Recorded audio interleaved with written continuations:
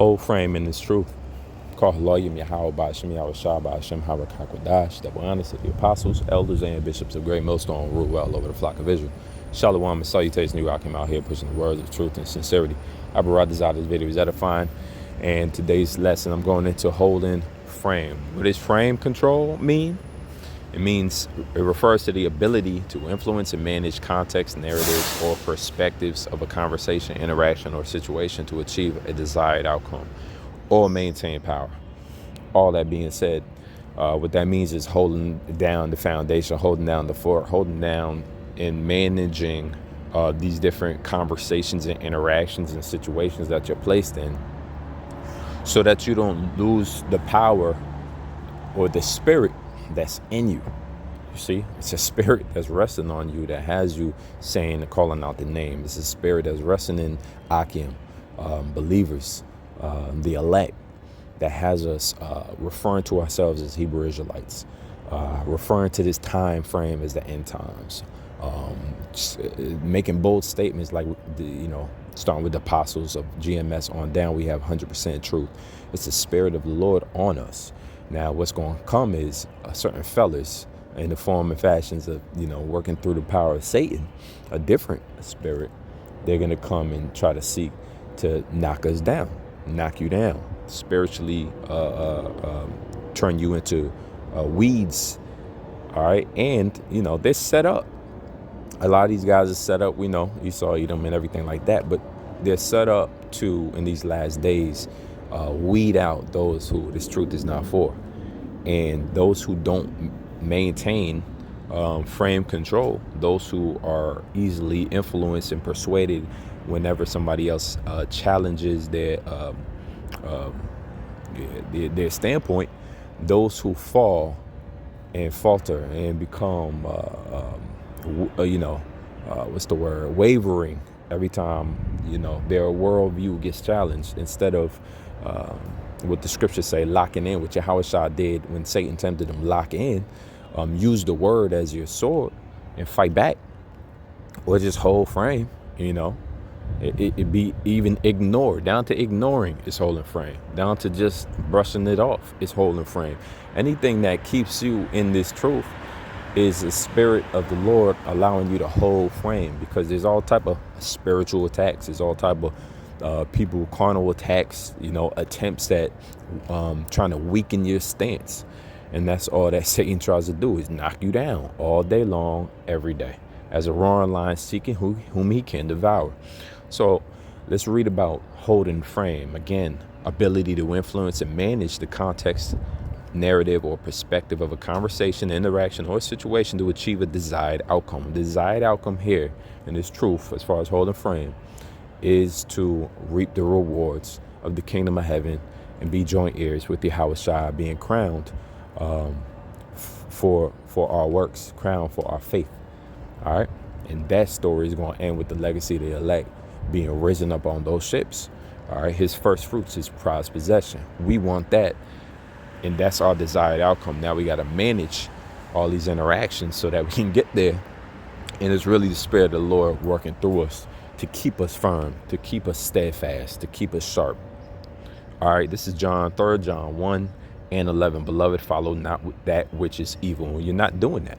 That's why you even click on videos and have Hebrew names and recite scriptures in your mind.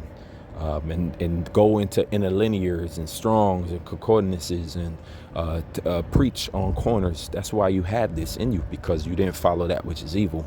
The world pushes evil. The world pushes unwise counsel.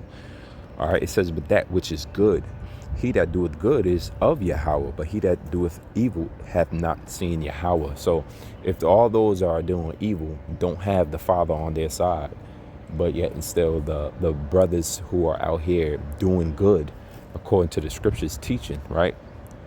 Prophesying of this end. That was the thing that the Most High anointed us with to do in these end times. Woke us up, chose us, all right, called us out to cry and sigh for the abominations in the midst thereof.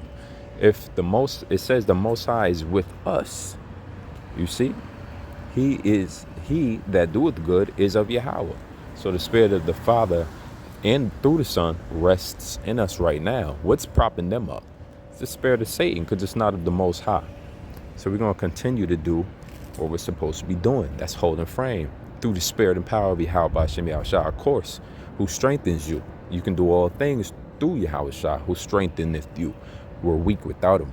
That's our strength. That's our tinsels, right? It was this prophecy that went out and was breathed into these dry bones as allowed them to live again and rise again, right? Not on their own cognition. First John 4:4 says, ye are of Yahweh, little children, and have overcome them. It says, because greater is he that is in you than he that is in the world. We just read about the Most High is in us, those that do good, but he's not in those that are do evil. They have not seen him. So good. Here we are, standing firm, steadfast, because the Most High is dwelling in us. He's abiding in us through his Son, Yahushua. As long as we connected to that vine, we're going to be nourished and we're going to continue to grow and continue to be fastened and continue to hold frame. All right. Greater is he that is in you than he that is in the world. So again, there's not enough force once the Most High through Yahushua dwells in you. There's not anything that Satan can do. He can't. There's not anything that Esau can do, a naysayer, a scoffer. There's no interaction or situation where they can achieve you to fall out and uproot you from this truth, because they're not powerful enough, because the Most High is the one that dwells in you, and he overcame the world through Yahushua. All right, let's keep going. 1 John 2:15.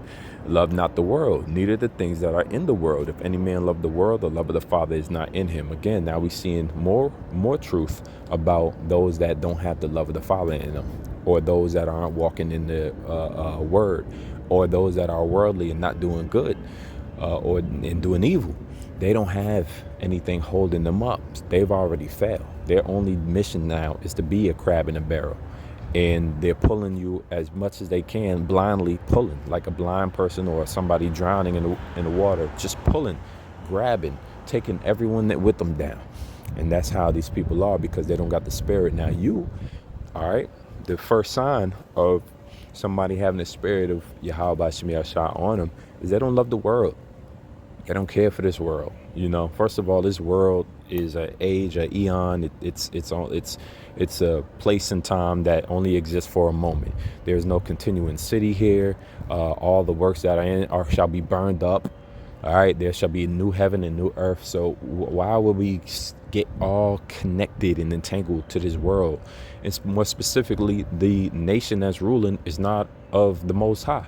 They're the nation of the wicked, right? The children of the devil.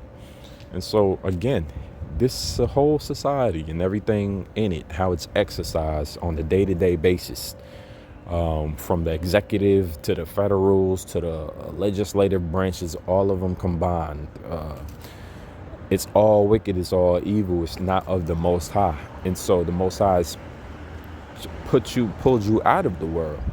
He kept you in it, but he keeps you from this evil that the world is devising against all these people. And so you're in the midst of the fire, you're in the midst of the valley of the shadow of death, but the Lord keeps us and protects us, and we don't love the world. That's the energy that keeps us going, that the Father can dwell in that house. That's a clean house. Think about the house that in the middle of the hood, but you go inside, it's cleaned up. All right, that's the one you want to live in. That's the one you could get with.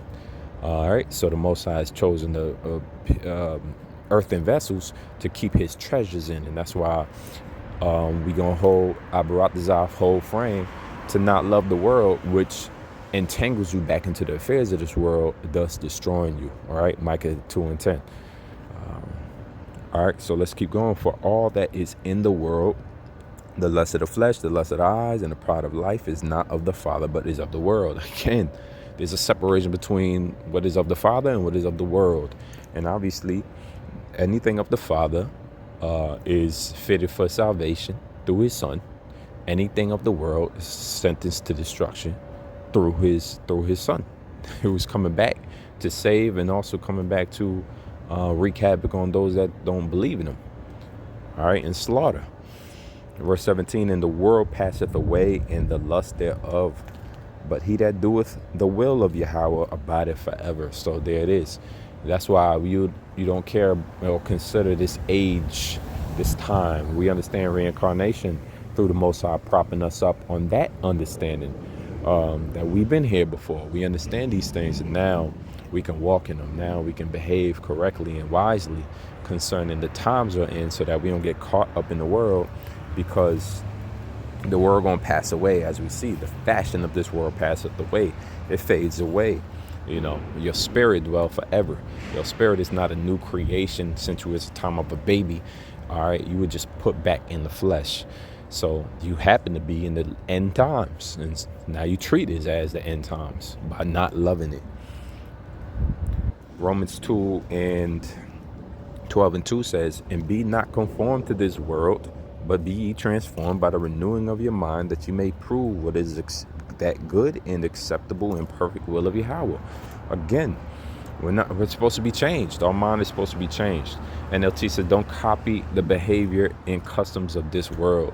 So leave it alone. Let them be. Let the blind be leaders of the blind. Let them go and have their unholy ceremonies. And the fashion of these people is unholy, and they love it so. And let them have it, man. This is their last time to dwell together in unholiness, because the Most High is setting up a scenario in which the world, as we all know it, has come to know it, is going to be replenished after a third world war destruction, and then immortality, and then peace and harmony, and the laws and rulership in the kingdom is what's going to restore this earth back to this former paradise.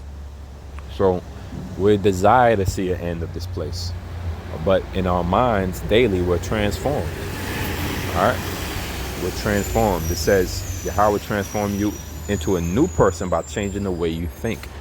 And it's things like frame control that allow you to manage the ability to not be so influenced and broken down and rooted up and knocked over or wavering or always fearful or indecisiveness or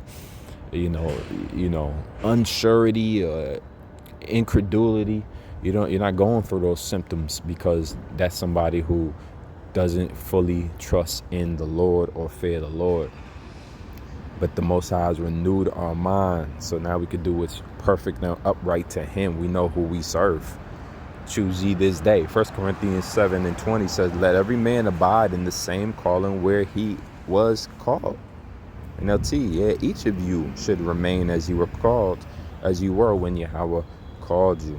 So there it is. You don't look for some type of, out. You pretty much have been given the keys of understanding, wisdom, and knowledge of times, future events, and there's no real desire or need for you to change or become somebody different or be somebody special according to this world. The Most High has already chosen His elect from the foundation. So if you're part of the elect, there's pretty much nothing you can do for it or against it. It will all work in your favor. All you have to do is continue to cherish the Heavenly Father by doing, again, what is acceptable to Him. And He'll show you what's acceptable to Him, because you'll have the ability to stand firm and stand your ground concerning what's wrong and what's evil. So I'll be this out. This video was edifying. Leave it there till next time. Shalom.